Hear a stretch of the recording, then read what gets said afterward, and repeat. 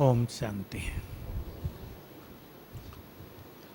बाबा ने हम सभी को ड्रामा का ज्ञान देकर बहुत चीज़ों में निसंकल्प कर दिया। आज हम सभी मिलके चिंतन करेंगे ड्रामा को किस किस तरह यूज करें, मन भी शांत हो जाए, सरलता आ जाए। जैसे बाबा की मुरली थी संडे को, सब कुछ कल्याणकारी है। याद है सभी को? बाबा भी कहता है सब कुछ कल्याणकारी, और हम भी मान लेते हैं सब कुछ कल्याणकारी है। पर जैसा बाबा ने भिन्न भिन्न परिस्थितियों का वर्णन किया, और जैसे हम सब भी जानते हैं, जब परिस्थिति आती है तो कल्याणकारी लगता है या नहीं? तब क्या होता है? तब लगता है कि ये ना हो तो अच्छा है। लेकिन जब संपूर्ण ज्ञान मिल गया और बाबा स्वयं कह रहे सब कुछ कल्याणकारी है, क्योंकि समय भी कल्याणकारी है, बाप भी और हम भी, तो आज कम से कम 8 पॉइंट्स हम निकालेंगे, सभी चिंतन करेंगे। 8-10 ड्रामा को रोज अपने जीवन में कैसे कैसे यूज करें, क्या क्या बातें इसकी गुह्यता की याद रखें। संसार में जो आज तक ज्ञान दिया गया भक्ति में, शास्त्रों ने, उसमें आत्मा के बारे में बहुत बातें कही। एक पुस्तक मुझे दी जो बहुत प्राचीन है भारत की, उसमें आत्मा के बारे में वो सब बातें भी कही थी उस ऋषि ने जो बाबा ने हमें बताई। उस ऋषि को विद्वानों ने नास्तिक कह दिया, आस्तिक नहीं माना, नास्तिक कह दिया। तो बहुत सारी बातें आत्मा और परमात्मा के बारे में अंश रूप में भी लिखी गई, लेकिन विश्व ड्रामा के बारे में बहुत सारी चीज़ें लगभग लोप रही। बाबा ने आकर बहुत विशाल ज्ञान हम सभी को सतयुग से और कलयुग अंत संगम युग का दिया, और कुछ रहस्य बताए। अब उन रहस्यों को भी ध्यान में लाएंगे और प्रैक्टिकल में प्रयोग करेंगे। किसी भी मनुष्य के संगम युगी जीवन की सफलता किस बात में है? किस बात में हम सब के जीवन की सफलता है? निश्चय में। और किस में? बताओ किस में? जीवन हमें अपना भी अच्छा लगे कि ये जीवन सफल हो गया, 84 जन्म सफल हो गए हमारे इस समय आकर, हमारी स्थिति बहुत अच्छी हो, हमें ईश्वरीय सुख मिलता रहे, हमारा चित्त शांत रहे। बहुत कुछ होता है, बहुत कुछ हो रहा है। व्यक्तिगत जीवन में हर एक के साथ भी होता है, संगठन में भी होता है, दुनिया में भी होता है, सब कुछ होता है। कल परसों बाबा की मुरली कर्मों की गति पर बड़ी गुह्य थी, सुनी सभी ने? सभी के हिसाब किताब चुकतू करने की ईश्वरीय कारोबार बड़ी वंडरफुल है। बाबा ने तो कह दी वो बात, आपने ध्यान दिया हो कि सबका हिसाब किताब ऊपर रहता है। बहुत बड़ा कंप्यूटर होगा शिव बाबा के पास, तो सबका हिसाब किताब ऊपर रहता है। बाबा अव्यक्त में तो हम सुन चुके हैं, बाबा ने कई बार कहा बस बाबा तो बटन दबाए, सबका सब कुछ जिसका चाहे देख सकता है। इसी को भक्ति में भी कहा कि ऊपर चित्रगुप्त के पास रहता है सबका हिसाब किताब, बहुत बड़ी फाइल है उसके पास, हर एक का लिखा रहता है। लेकिन कैसा सुंदर खेल है, ऑटोमेटिक चलता है। कर्म किया उसका फल मिलना ही है। मेरी एक से चर्चा हो रही थी एक बहुत अच्छे डॉक्टर से, कर्म और उसका फल, इसको सूक्ष्म रूप से यदि समझने की कोशिश की जाए, मैंने पहले भी कही है ये बात, जो डॉक्टर यहाँ बैठे हैं वो इस पर विचार करें, चिंतन करें। ये एक बड़ी अच्छी बात है मैं डॉक्टर नहीं हूँ इसलिए सब कुछ मुझे पता नहीं है। जो कुछ भी हम करते हैं, सोचते हैं, देखते हैं, जैसी भावना रखते हैं, सब कर्म जो हम सब जानते हैं कर्मेंद्रियों के द्वारा होता है, चाहे कानों से हो, आँख मुख से हो, वो सब हमारे ब्रेन में भी, ब्रेन में, स्थूल ब्रेन में तरंगों के रूप में प्रिंट होता रहता है और हर एक्ट रिएक्ट करेगा, हर कर्म की प्रतिक्रिया होगी ही। हम यहाँ हाथ मारते हैं तो जिसको हाथ मारा दूसरे हाथ को, उसने भी प्रतिक्रिया की, दर्द हुआ, पहली प्रतिक्रिया। ब्लड में कई तरह की चेंज हुई होगी, जोर से चोट लग गई, हर कर्म का की प्रतिक्रिया होती है। तो जो वेव्स ब्रेन में छप गई उसका भी रिएक्शन होगा, वो कर्म का फल है। कब होगा वो रिएक्शन ये कोई जान नहीं सकता, कब उसके अनुकूल चीज़ें मिल जाएं और वो तरंग जो अंदर छप गई वो रिएक्ट करे, प्रतिक्रिया करे, इसको तो कोई जान नहीं सकता। किसी का पहले हो जाता है, किसी का बाद में होता है। जिसके नहीं होंगे वो बिल्कुल अंत में होगा, जिसको धर्मराजपुरी कहेंगे, केवल मानसिक सजाओं के रूप में जो आत्मा भोगेगी। तो हम सभी ड्रामा के इस गुह्य ज्ञान को जानते हुए, मैंने इन सब चीज़ों पे तब से बहुत अच्छा चिंतन किया। एक विदेश के अच्छे डॉक्टर ने मेरे से अचानक प्रश्न पूछा, who designs the brain? Brain को कौन बनाता है, कौन इसको स्वरूप देता है? मेडिकल साइंस के अनुसार तो माँ बाप, लेकिन एक बिल्कुल कम बुद्धि वाली माँ के गर्भ से एक बुद्धिमान बच्चे का जन्म होता है, एक बहुत बुद्धिमान माँ बाप से बहुत कम बुद्धि वाले बच्चे का जन्म हो जाता है।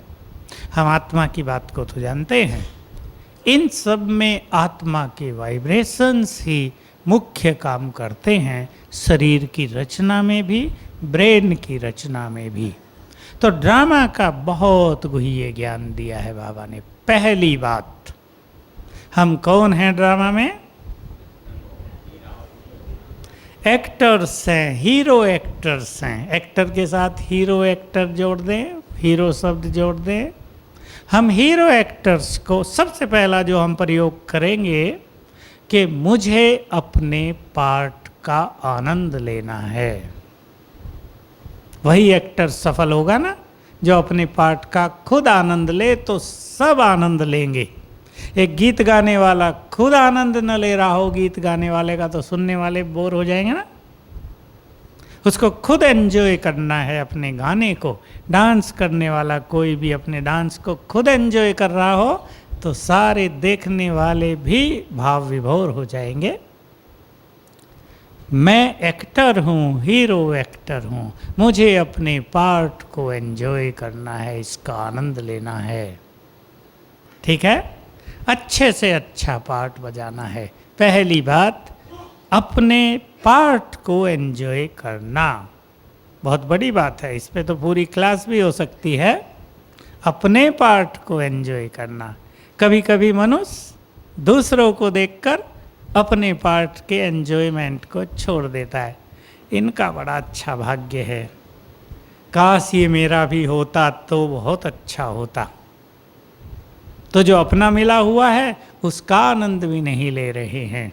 जैसे किसी को बहुत अच्छा मकान हो लेकिन पड़ोसी को उससे भी अच्छा हो, वो रोज़ उसके सुंदर मकान को देखकर परेशान रहता हो, अपने मकान का सुख भी भूल जाए।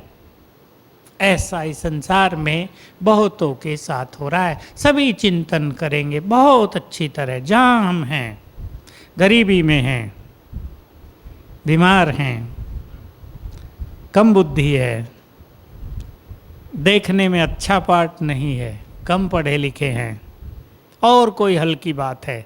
अब बुद्धिमानी इसमें कि उसी में रहते हुए जीवन को एंजॉय करें, उसका आनंद लें। आकांक्षाएं जिन्हें मनुष्य कहते हैं, तृष्णाएं जिसे कहते हैं, जो मनुष्य को अपने पाठ का आनंद नहीं लेने देती, इससे हम जरा ऊपर निकल जाएं। जो मिला है वो बहुत ज़्यादा है। क्या मिला है? क्या मिला है? स्वयं भगवान। सोचो, अगर हम इस नशे में आ जाएं तो हमारी गरीबी का कोई महत्व रहेगा? हमें लगेगा हम पढ़े लिखे नहीं हैं। स्वयं भगवान मिले, साथ दे रहा है, हमारा साथी बन गया ना। इस एंजॉयमेंट से जीवन का आनंद लेंगे।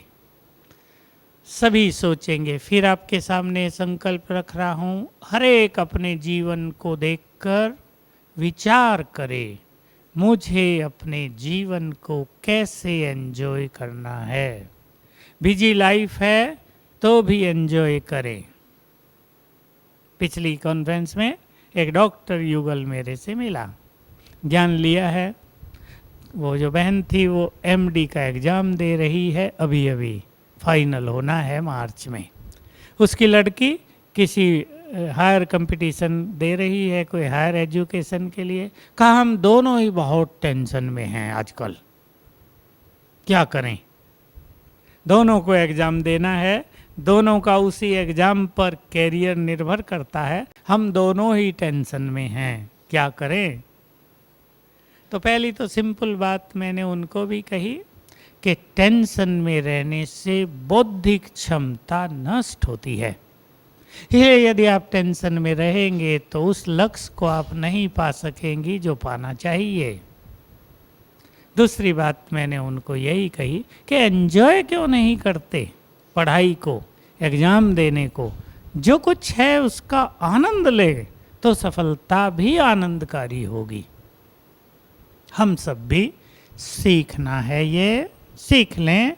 कितना भी बिजी लाइफ है, हमें टाइम नहीं मिलता और कुछ सिचुएशंस हमारे सामने हैं, हम एंजॉय करें, खेल बना दें अपने कर्मों को। और इसका तरीका एक ही हम अपनाएंगे कि जो हमारी कामनाएं हैं, एक्सपेक्टेशंस हैं, उनको छोड़कर जो कुछ हमारे सामने है उसके अनुसार अपने को ढाल लें। कल हम बहुत फ्री थे तो एंजॉय कर रहे थे, आज हम बहुत बिजी हो गए तो ये सोच सोच करके बहुत बिजी हैं। हम अपने आनंद को नष्ट न करें, चेंज करें परिस्थितियों के अनुसार अपने मन को, उसी अनुसार अपने मन को ढाल लें। बहुत काम, बहुत एंजॉयमेंट हो सकता है, हो सकता है। काम भी बढ़ेंगे, सेवाएं भी बढ़ेंगी। एक समय था मुरली में बाबा ने कहा टीचर बहनों को तुम्हें एक एक को 10-10 सेंटर संभालने पड़ेंगे। बहनें सोचने लगी एक ही संभालना मुश्किल है, 10 संभालने पड़ेंगे, क्या हाल होगा हमारा। अब देखो बहनें 10 तो छोड़ो, उससे भी ज़्यादा संभाल रही है, क्योंकि दूसरे साथी मिल जाएंगे ना, सेवा बढ़ेगी, साथी मिलते जाएंगे। हमें केवल ये कला सीख लेनी है। दूसरी पॉइंट, आगे चलें। ड्रामा की दूसरी पॉइंट बोलेंगी, बहनें बोले, बोलो। सिंपल सिंपल बातें आप सब जानते हैं, बोलो बोलो बहन जी। मुख से निकल रहा है, जरा बाहर निकाल लो। हो गया वो 5000 साल में दोबारा नहीं होगा। उसे रिपीट होने के लिए कितना साल लगेगा?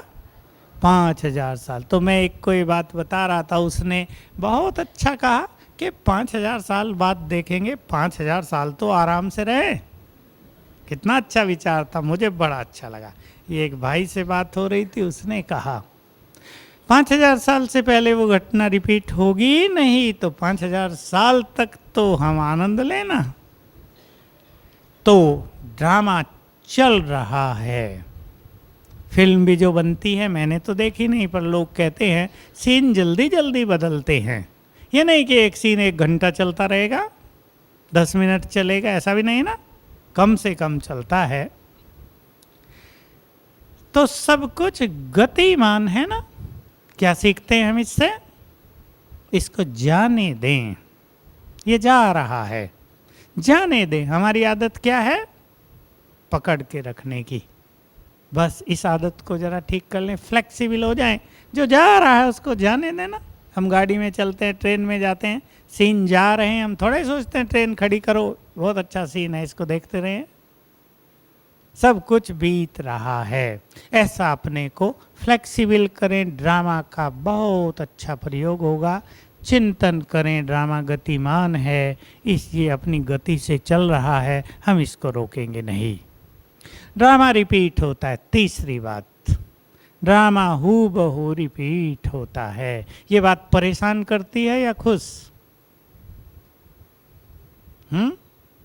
ये बात परेशान करती है या खुश? हंस रहे हैं सभी।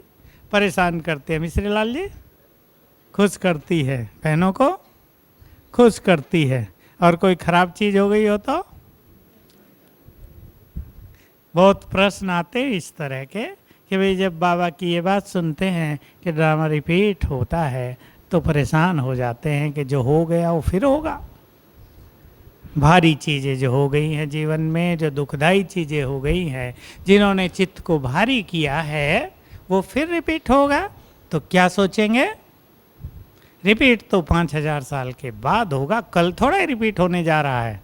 और जब रिपीट होगा तब हमें थोड़ा ही पता होगा कि पहले भी हुआ था।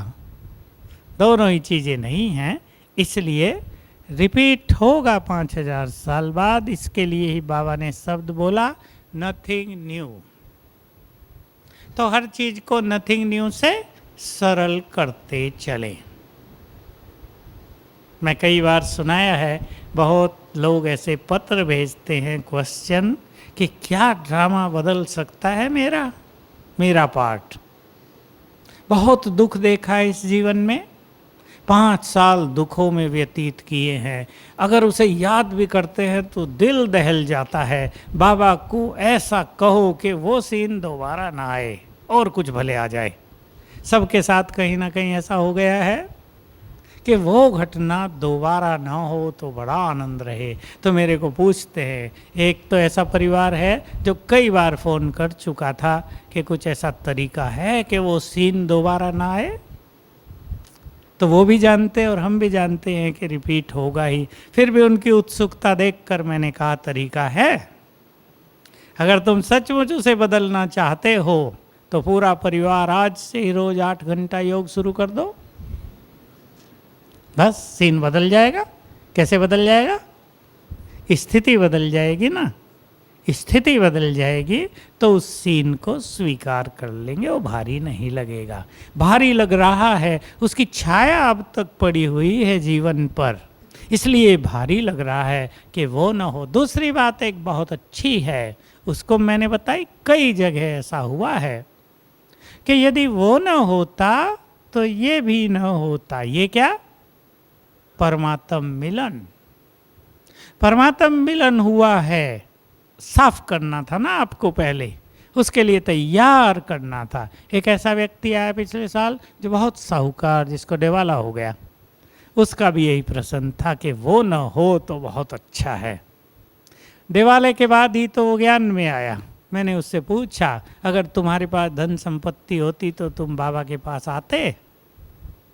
स्वीकार किया उसने, नहीं आते। तो कितना अच्छा हुआ कि पैसा तुमसे हटा दिया गया और भगवान मिल गया।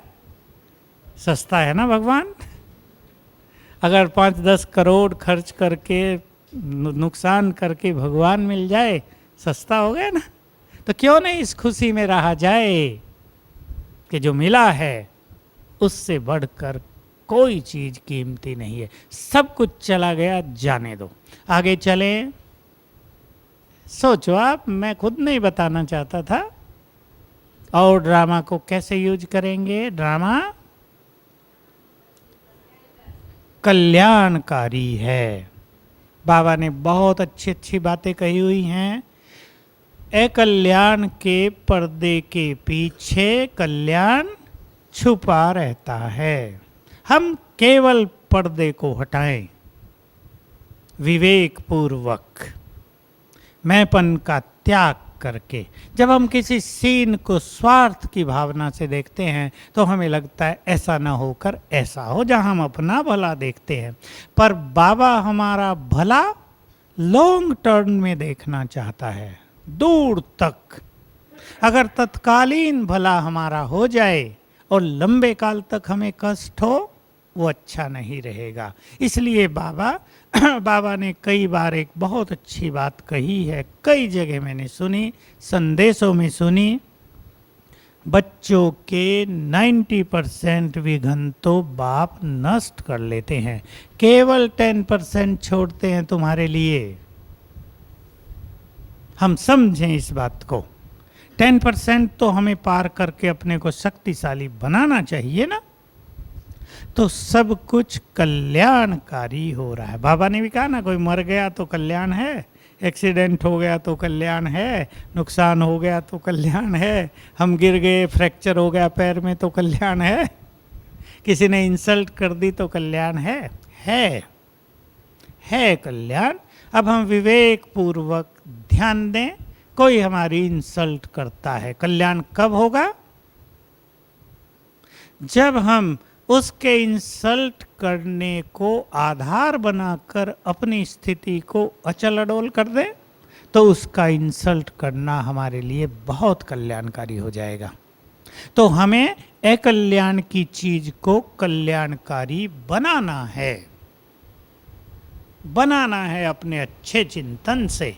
किसी ने इंसल्ट की और हमने चिंतन किया कि हमें इसी में अचल अडोल रहना है, उसके इंसल्टिंग शब्दों को ख्याल करना ही नहीं है, उस पर चिंतन करना नहीं है, अपने चिंतन को ईश्वरीय चिंतन की ओर ले चलना है, तो वो हमारे लिए कल्याणकारी हो जाएगा ना। दूसरे के इंसल्ट को सरलता पूर्वक लेना है तो कल्याणकारी हो जाएगा ना। अगर हम इतने सेंसिटिव बन गए, आप सोचो, एक उस व्यक्ति की आप स्थिति देखो जो बहुत सेंसिटिव है। सेंसिटिव माना बड़ा नाजुक हो गया है कि मुझे कोई कुछ कहे नहीं तो मेरी स्थिति बहुत अच्छी रहे। उसको एक कोठरी में बंद कर दिया जाए कि तुम्हें कोई कुछ नहीं कहेगा, और उसकी स्थिति अच्छी रहती है। वो ठीक है? या एक व्यक्ति फील्ड में रहता है, लोग उसको बोलते हैं, उसकी परीक्षा लेते हैं और वो अपने ज्ञान और योग के बल से अचल अडोल हो जाता है, कौन अच्छा रहेगा? क्योंकि जो व्यक्ति डर रहा है कि मुझे कोई कुछ कहे नहीं तो मेरी स्थिति अच्छी रहे, कहने वाले तो उसे भी मिलेंगे। ऐसा नहीं हो सकता कि उसके चाहने से उसे कोई कुछ कहेगा नहीं, उसके जीवन में परीक्षाएं नहीं आएंगी। ऐसा हो सकता है कि कोई बिना परीक्षाएं दिए ही आगे बढ़ जाए? एमए कर ले, फिर एमबीए कर ले, फिर पीएचडी कर ले, एग्जाम देना ना पड़े, सर्टिफिकेट मिल जाए, ऐसा होगा? और अगर ऐसा हो भी जाए तो जब उसको नौकरी मिलेगी वो सफल होगा? असफल? बिना एमबीबीएस किए ही डिग्री मिल गई एमडी की, क्या होगा उस डॉक्टर का? 2-4 को मार के जेल में रहेगा ना फिर, तो फायदा क्या होगा उसका? हमारी योग्यताओं अनुसार ही हमें सब कुछ मिले, ये एक बहुत अच्छा चिंतन है। हम बिना योग्यता के कुछ भी प्राप्त न करें। जिनको बहुत अच्छा बनना है, जिन्हें महान बनना है, जिन्हें शक्तिशाली बनना है, वो इस तरह चिंतन किया करें, हमें मांग कर कुछ प्राप्त नहीं करना है, अधिकार से सब कुछ पाना है, हमें अपनी योग्यताओं से सब कुछ पाना है, अयोग्यता से नहीं। हमें परीक्षाओं को पास करके शक्तिशाली बनना है, बिना परीक्षा दिए हुए कुछ प्राप्त नहीं करना है। ठीक है चिंतन? तो ड्रामा कल्याणकारी है। और आगे चलें। ड्रामा की एक बहुत गुह्य बात, ड्रामा हमें परचिंतन से भी मुक्त करता है। कैसे? ड्रामा का ज्ञान परचिंतन से मुक्त करे। सिंपल सी बात है ना, हर एक आत्मा का पार्ट अपना अपना है। इसका सभी अच्छा प्रयोग करेंगे, परचिंतन समाप्त हो जाएगा। क्योंकि परचिंतन से क्या नुकसान हो रहा है? दूसरे का चिंतन चल रहा है, परचिंतन चल रहा है, क्या नुकसान हो रहा है? हमारी आत्मिक शक्तियां नष्ट हो रही हैं, और जो हमारा उल्टा चिंतन चल रहा है उसका उल्टा प्रभाव आत्मा की खुशी को नष्ट कर रहा है। आत्मा की खुशी और शक्तियां नष्ट होती है परचिंतन से। इसलिए बहुत अच्छी तरह ड्रामा की इस बात को याद रखते हुए हर आत्मा का अपना अपना पार्ट है। साथ ही साथ एक और चिंतन अपने से करेंगे। बात करें अपने से, बहुत अच्छा तरीका है बात करने का। क्या मेरे इस पर चिंतन से उस आत्मा को या मुझे कुछ लाभ होगा? अपने से बात करनी है। क्या ये परचिंतन उस तक पहुंच रहा है? शुभ चिंतन में बदल जाए तो दोनों को फायदा, हमें भी और दूसरे को भी। ड्रामा का ये बहुत सुंदर ज्ञान यदि हम याद रखेंगे, हर आत्मा को अपना अपना पार्ट मिला हुआ है। हर एक की योग्यता के अनुसार उसे पार्ट मिला है। डायरेक्टर किसी एक्टर को पार्ट कैसे देगा? उसकी योग्यता के आधार पर। अगर हम थोड़ी देर के लिए सोच लें कि सुप्रीम डायरेक्टर ने हर आत्मा को पार्ट दिया है, तो वो तो गलती नहीं कर सकता ना। उसे तो पैसा देकर भी रिझाया नहीं जा सकता कि मुझे हीरो पार्ट दे दो। बिल्कुल योग्यता के आधार पर सबको पार्ट मिला हुआ है। इसलिए दूसरे के पार्ट से ईर्ष्या न करके हमें अपने मिले हुए पार्ट को ही बहुत अच्छी तरह बजाना चाहिए। जैसे ड्रामाज में, फिल्म में किसी एक एक्टर को छोटा सा पार्ट दे दिया, लेकिन वो उसको बहुत सुंदर बजाए, तो डायरेक्टर क्या करेगा? अगली फिल्म में उसको और अच्छा पार्ट देगा ना, उसकी प्रोग्रेस हो जाएगी, प्रमोशन हो जाएगी। और किसी को झाड़ू लगाने का ही पार्ट दिया गया हो, लेकिन उसने आधा किचरा छोड़ा हो, आधा लगाया हो, गया क्या छोटा सा पार्ट दिया, तो डायरेक्टर सोचेगा ये फेथफुल आदमी नहीं है, इसको अच्छा पार्ट नहीं देना चाहिए। हम सब भी अपने पार्ट को जितना सुंदर बजाएंगे, हमारे पार्ट में और निखार आता जाएगा। हमें लगेगा हम भी हीरो पार्टधारी हैं। और आगे चले। इस ड्रामा के लिए दो बातें बहुत गुह्य कही हैं बाबा ने। अपने चिंतन, अपने चित्त को शांत रखने के लिए इन बातों को भी बिल्कुल सामने रख लें। एक कहा, नो क्वेश्चन, क्या, क्यों, कैसे नहीं, नो क्वेश्चन।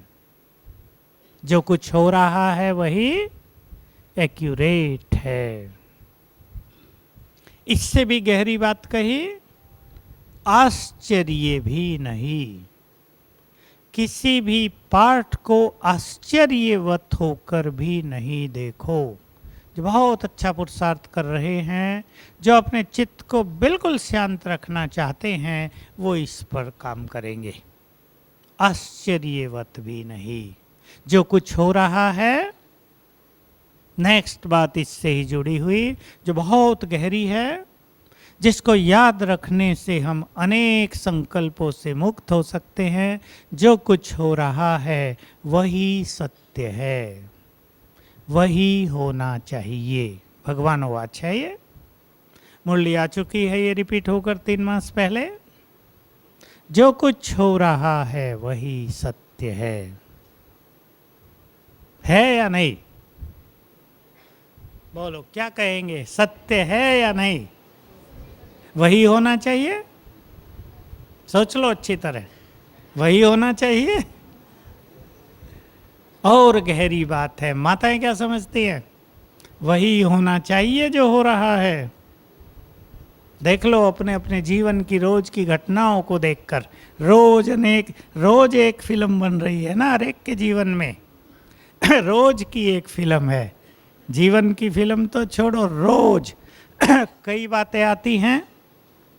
जो कुछ हो रहा है वही सत्य है। कितने सीन आते हैं सामने जिसको देखकर हम चाहते हैं ये न हो। मैं देखता हूँ बहुतों को आजकल शिव बाबा पर गुस्सा आता रहता है। कितना रॉयल गुस्सा होगा, बाबा ये क्यों नहीं कर रहा है। मैं तो कह देता हूँ वे राय लिख के भेज दो ना बाबा को, एक अपनी अपनी राय लिखो और बाबा को भेज दो, बाबा भी मुस्कुराता होगा ना। तो बहुत अच्छी बात है। भगवान वाच, जैसे मैं इस खेल को साक्षी होकर देखता हूँ, वैसे ही तुम भी देखो। बहुत कुछ हो रहा है, बहुत कुछ होगा। आज की मुरली की लास्ट लाइन याद करो, लास्ट लाइन बिल्कुल याद प्यार से पहले की। इस संसार में दुखों के पहाड़ गिरने हैं और सतयुग में सोने के पहाड़ खड़े हो जाएंगे। क्या सुंदर लैंग्वेज है भगवान की भी। इस संसार में अब आने वाले समय में दुखों के पहाड़ गिरने वाले हैं। बाबा कहते हैं वर्तमान के जो तुम्हारे दुख हैं ये तो बहुत छोटे छोटे हैं, पहाड़ गिरेंगे। अथाह दुख, दुखों की जैसे बरसात होने लगेगी, दुख ही दुख, और सतयुग में सोने के पहाड़ खड़े हो जाएंगे। ऐसी अचल अडोल अवस्था हम बनाएं कि जो कुछ होगा, जो कुछ हो रहा है उससे साक्षी होकर देखें, तब हम बाप समान बनेंगे, तब हमारी स्थिति संपूर्णता के समीप पहुंचेगी। तो बहुत अच्छी बात है, सभी विचार करेंगे भिन्न भिन्न परिस्थितियों में मुझे अपने मन को शांत रखना है। सभी अपने से बात करें, यहाँ केवल ज्ञान चर्चा और चिंतन तक ये बात न रह जाए। इन सब बातों का प्रयोग करके हम अपने मन को शांत रख दें, अच्छी मेहनत का विषय है। और देखें कि हमारा शांत मन क्या क्या करता है, हमारी साइलेंस पावर क्या क्या चमत्कार करती है, ये एक्सपेरिमेंट करें। सभी अपने जीवन को इस तरह एक सुंदर लेबोरेटरी बना दें, प्रयोग करें ये मन को शांत रखने से क्या क्या होता है। क्योंकि जो आत्मा बहुत शक्तिशाली है, जो बहुत ज्ञान युक्त है, वही मन को शांत कर सकते हैं। ठीक बात है या नहीं? नहीं तो अनेक चीजें भूल जाती हैं। एक कह रहे थे भाई कि बाबा ने आज कितनी अच्छी बात कही, ड्रामा का हर सीन कल्याणकारी है, पर भाई जब परीक्षा आती है सब भूल जाता है। याद रहे परीक्षा के समय एक बच्चे ने बहुत मेहनत की हो सारा साल और परीक्षा हॉल में जाकर बैठा, पेपर देखते ही सब कुछ भूल गया। क्या होता है सब जानते हैं ना, बहुतों के साथ ऐसा होता है, डर से भूल जाते हैं, जो याद था वो भी भूल जाते हैं, कुछ का कुछ उत्तर देने लगते हैं। आपने देखा होगा जो हायर कंपटीशन है जिन्होंने दिए हो उनमें तो पेपर आ जाता है ना, उस पर यस नो टिक ये करना होता है ना, तो उनसे पढ़ा ही नहीं जाता, घबरा इतने जाते हैं कि पढ़ रहे ऊपर की लाइन दिख रही है नीचे की, ठीक ऊपर पे लगाना लग गया नीचे घबराहट से। परीक्षा के समय निर्भय रहना, परीक्षा के समय अपने में विश्वास को कायम रखना, डगमग न होना, धैर्य चित्त होकर रहना, ये बहुत बड़ी कला है। सभी सीख लें, परीक्षाएं तो सबको देनी हैं, क्योंकि गॉडली मिशनरी जो है हिसाब किताब चुकतू करने की, वो तेजी से चालू होगी ही, सबको साफ करके बाबा को ले जाना है। हम सभी बहुत चीज़ों को जानते हुए साक्षी होकर चित्त को शांत रखना सीखें। याद रखेंगे दो बातें सभी के ख्याल में रहें। जब हमारा मन शांत होता है तो क्या क्या होता है? हमसे बहुत शक्तिशाली वाइब्रेशंस चारों ओर फैलते हैं, ये बात भूलना नहीं है। जो अपने चित्त को शांत रख लें, समझो वो इस संसार को बहुत बड़ी चीज दे रहे हैं। फिर जो कुछ हमारे नेचुरल संस्कार हैं, प्योरिटी, शांति, सुख, आनंद, वो वाइब्रेट होता है हमसे, वो चारों ओर फैलता है, जो संसार की आत्माओं को मदद करता है। इसके लिए ही एक दृढ़ता पूर्वक अपने अंदर विचार बना लें।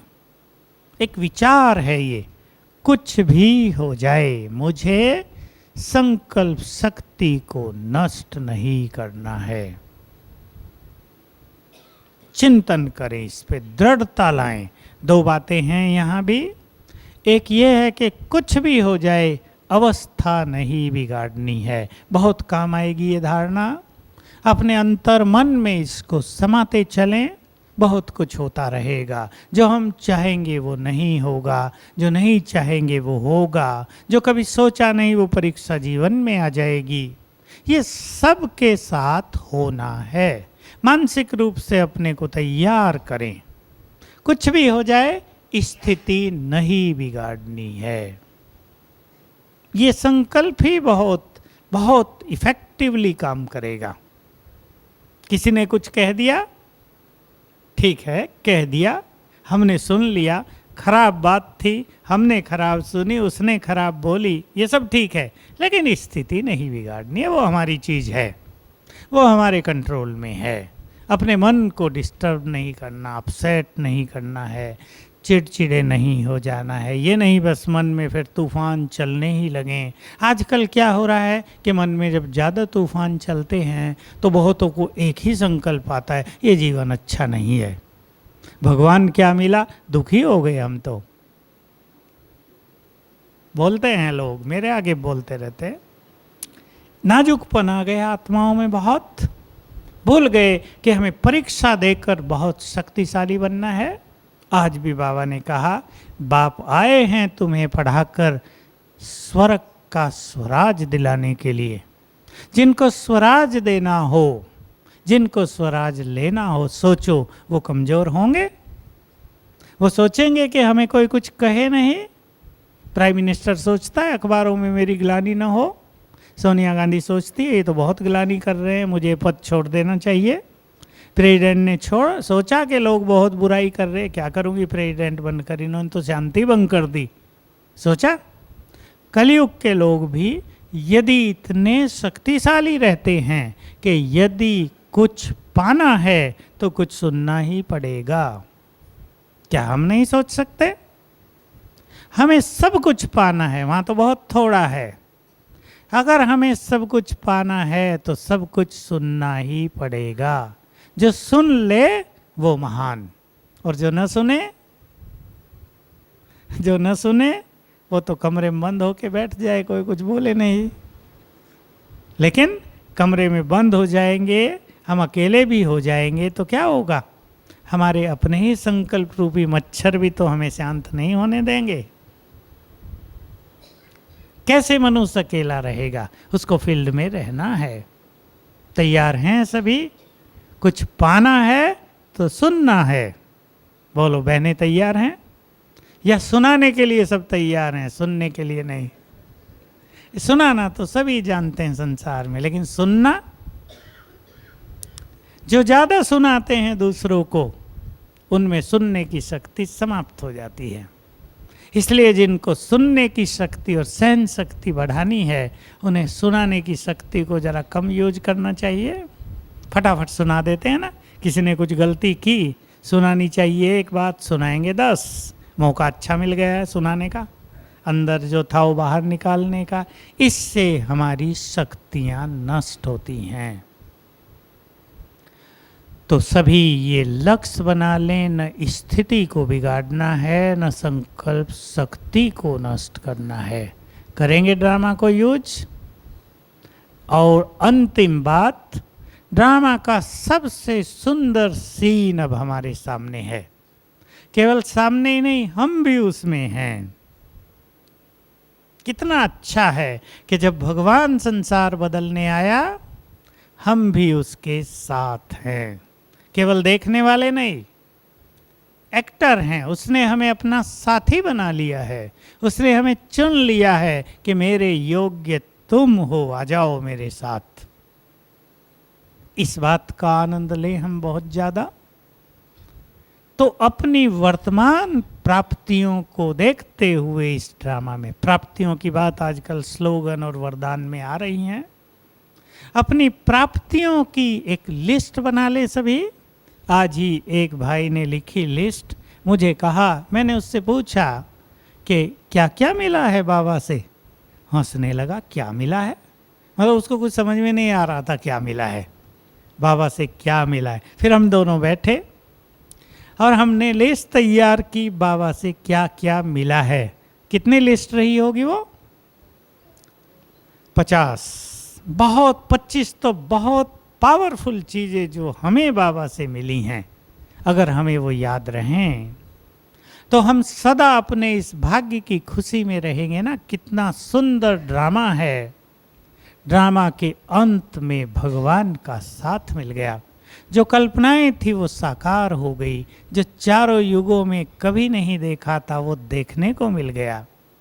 जब दादी ने शरीर छोड़ा आसपास के दिनों में, मैंने यहाँ भी वो बात कही थी, आपको भी उसमें नशा रहता होगा कि देखो हम कितनी सुंदर बातें देख रहे हैं कि दादी ऊपर पहुंची तो प्रकृति के 5 तत्व देव स्वरूप में स्वागत करने आ गए।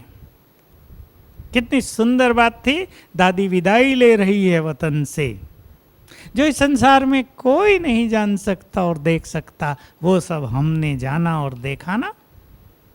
कैसे बाबा ने उनको विदाई दी। प्रकृति के तत्व भी विदाई देने आ गए, तो देवगण भी विदाई देने आ गए, तो ब्राह्मण भी विदाई देने आ गए, और स्वयं भगवान सामने है।